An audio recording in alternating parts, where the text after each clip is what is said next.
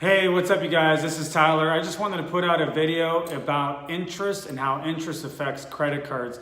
And really more specifically, I'm going to talk about interest versus an annual percentage rate and what the difference is between those two. First off, if you like this video, why don't you go ahead and like it, share it, subscribe if you're into it. That really helps me out and it doesn't take you very much, just like and subscribe. So let's go ahead and get started. The first thing to know about interest in general is that you have to know, well, what is interest? What does interest mean? When I say interest, I'm not referring to, hey, you're pretty interesting, or hey, that's interesting. No, that's not what I'm referring to. What we're referring to is always connected to money. And what interest is the cost that it's going to take to borrow or use or loan somebody else's money. So as an example, if somebody loans me $1,000 and they say, well, your interest is going to be 10%, that means when I pay him back, I'm going to owe them $1,100. So it's $1,000 plus 10% or $100, and you get a total of $1,100. So a really simple way to think with interest is just how much does it cost to borrow money? That's interest. When you're looking at credit cards, mortgages, car loans, personal loans, bank loans, any type of loan, they're usually going to talk about a thing called an APR, or an annual percentage rate. And all that means is it's how much it's going to cost you every single year to borrow money. How much does it cost this year? How much does it cost this year? And how much does it cost this year? And they typically talk about this as a percentage. It's usually something like 10% or 5% or 2%, depending on how good your credit is. If your credit is really good, the percentage rate goes down. If your credit is really bad, the percentage rate goes up. Here's the thing that's crazy. When I borrow $1,000 at a 10% APR, or annual percentage rate, the bank says I need to pay them $100 every single year, right? My minimum payment is $10 per month. Here's the thing that's crazy. Of that $10 that I pay, $8.33 of that $10 is actually going to the interest of that loan. It's not going to the original $1,000 that I borrowed. No, it's going to the interest that is accruing because I've borrowed the money. It's pretty crazy. So that means only $1.67 of every $10 that I send in is actually going to pay off the chunk of $1,000. It gets crazier than that. If you were to just do that minimum payment of $10 every single month with a 10% interest rate, it would take you 18 years to pay that $1,000 off. You've now actually paid in interest an additional $1,160. That means the total amount that you've paid back is $2,160. The actual total interest ends up being more like 116%.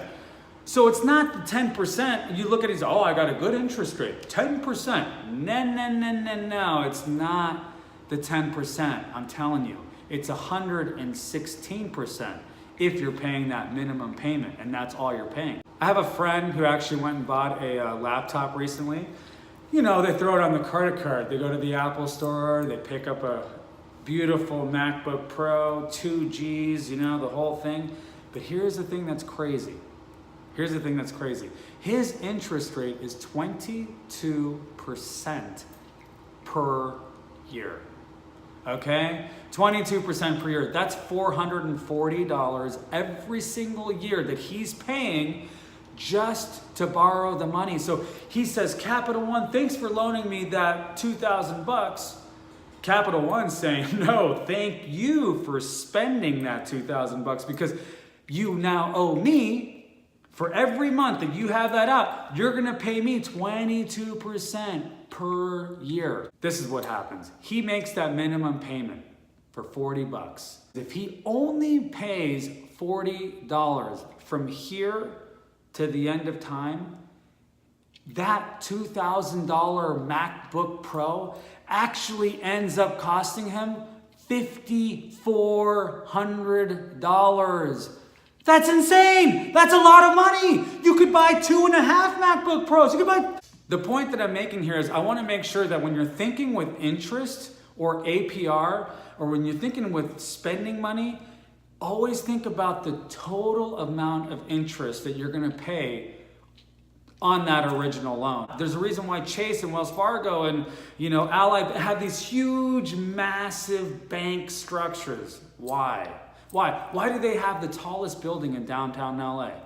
Well, it's because of interest. Last year, Americans using just credit cards, we're not talking about home loans or business loans or anything like that. We're just talking about credit card usage alone.